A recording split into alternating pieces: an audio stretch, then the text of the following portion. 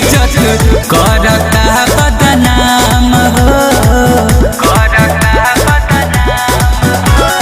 हार गइनी बार बार हम समझा के, कई बार डटनी हम तगड़िया के न सुधरी एकर ढांचा कहता, हमर बच्चा हमरे चाचा कहता।